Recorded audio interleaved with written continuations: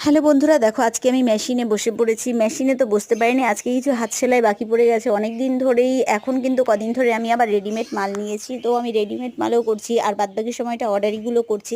তার জন্য কাজের চাপটা একটু বেশি। সারাদিনে চেষ্টা করি খুব তাড়াতাড়ি বাদবাকি কাজগুলো সেরে মেশিনে বসার, কিন্তু কোনো মতেই সময় হয় না। সেই বসতে বসতে বিকেলই হয়ে যায়। এইটুকুটাই আমার একটু টানা সময় বলতে পারো। বাদবাকি সময়গুলোতে আমি অতটা টানা সময় পাই না কাজ করার জন্য।